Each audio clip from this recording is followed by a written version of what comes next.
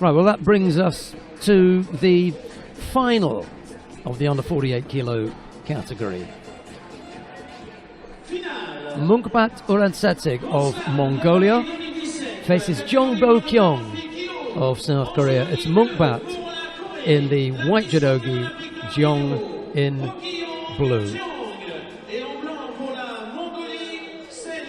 Number 1 in the world, MUNKHBAT Uransatsig faces the number 4, Jeong Bo-kyung. And Jeong is the Olympic silver medalist as well. Throw that in there. Mind you, Kondo, the former world champion. MUNKHBAT, the former world champion. Edison Minakawa of Brazil is the referee in the middle for this one.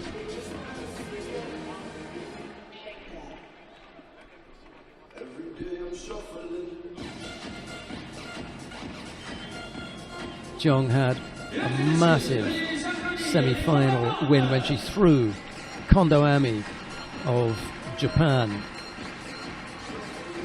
in their semi-final for Ippon. Terrific win.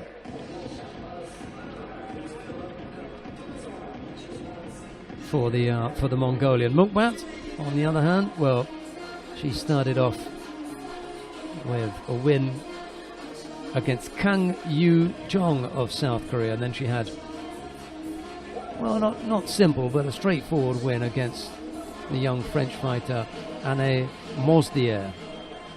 She scored 3 times in that contest, and then Figueroa in the semi-final, and here she is against Jeong. MUNKHBAT in the white judogi, Jeong in blue.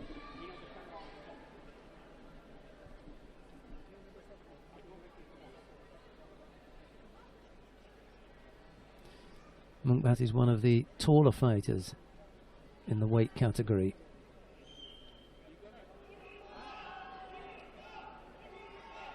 There was talk of MUNKHBAT going up to 52, but obviously she's decided that for the time being she's going to stay down at 48. Hard work to ensure that you keep that weight down and keep it under control, and she'd flirted with the under 52 kilo category at one time in her career, but she's decided now that perhaps the 48 kilo category is where she's more likely to have success.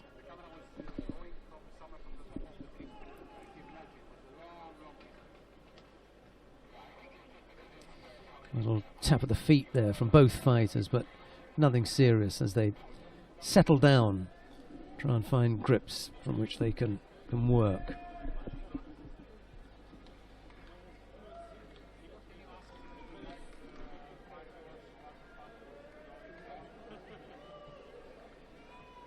Both a little bit defensive for my liking. Not a great deal of attacking judo as yet. Minakawa, the referee, has let them have a bit of time.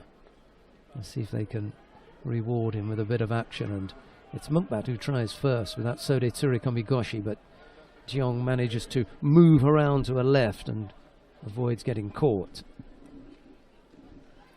First genuine attack coming from the Mongolian, and it's Jeong now. Jeong, who's having some problems with her fingers. He's going to have to take a little bit of time out. Jean-Luc Rougeau, the president of the French Judo Federation, said yesterday that he was expecting a crowd of 11,000 or thereabouts in here today. I don't think that he's far off that number. I think that that's a good call from the French Judo Federation president. And it's always a very knowledgeable crowd here in Bercy.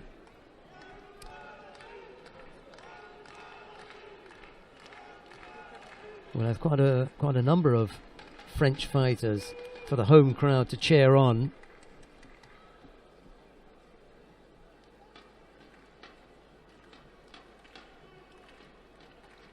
Should get to see at least one of the French fighters in the final. I think that'll be the under 57 kilo category where we will see Helene Rosovo.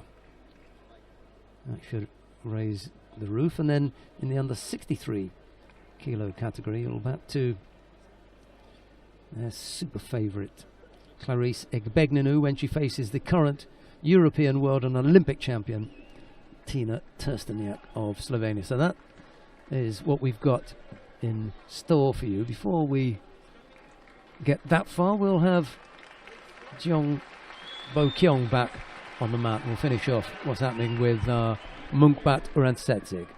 Got a little over 2 minutes left to go.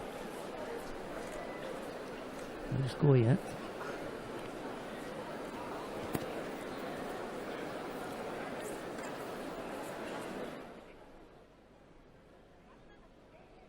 Both fighters tied up with their hands, trapped really with the sleeves, and it's Jeong who thinks about the Sode Tsurikomi Goshi this time.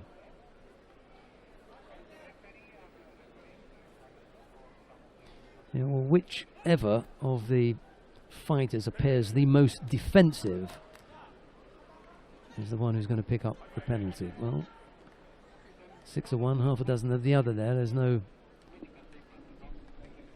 way for Edison Minakawa to tell that one, so he just leaves that. Gives them a little bit more time to work. There's a minute and 20 odd seconds left to go.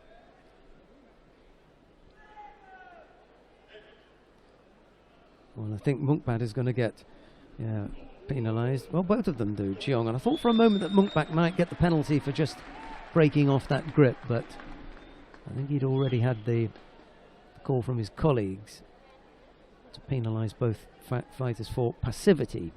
Ojigari from MUNKHBAT. Jeong felt that coming and stepped off it quite early, so no real threat from the Mongolian.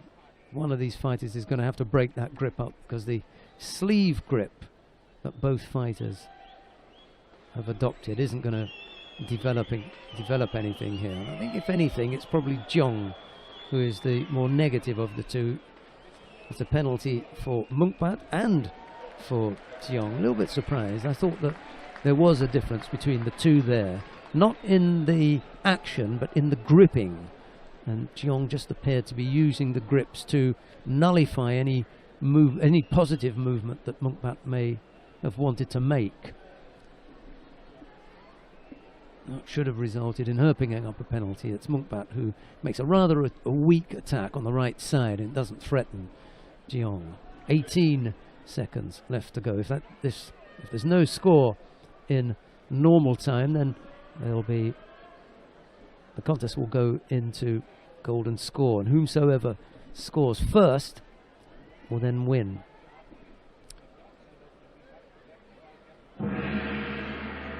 Right, well, both fighters have picked up penalties. The crowd not best pleased with the state of things, actually, and they make that known by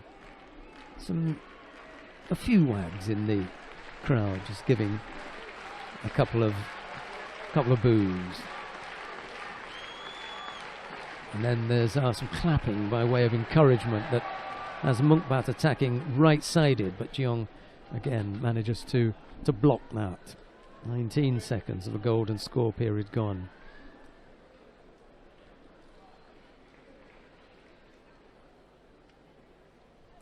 Nice shot there, and it's that tight gripping by both fighters on the sleeves that's causing the difficulties. Neither fighter can really generate any offense as a result of those tight grips on the sleeves.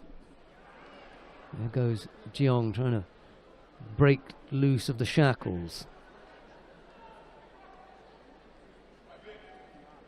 Must try to find another grip from which to work, and there was MUNKHBAT trying to jump past the hands.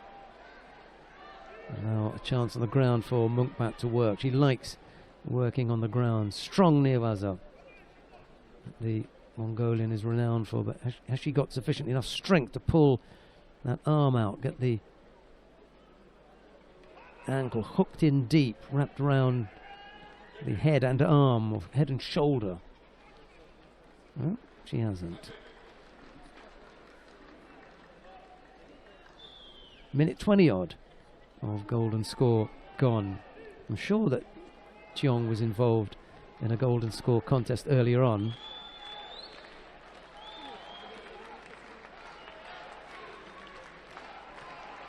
A little bit desperate from Jeong there, and here's another opportunity for MUNKHBAT to try and work, but Jeong's tight in defence as MUNKHBAT attempts to roll her onto her side, from which she can begin to free the arm up and work on arm locking her opponent. But again, no real progress made, and the referee decides to call MUNKHBAT. He stands them back up. A minute, almost 2 minutes of golden score gone.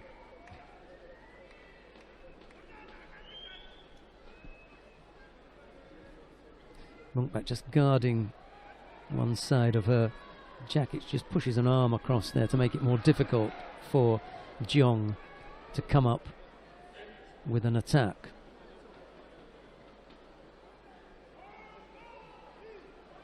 Oh, I think he's seen enough, yeah.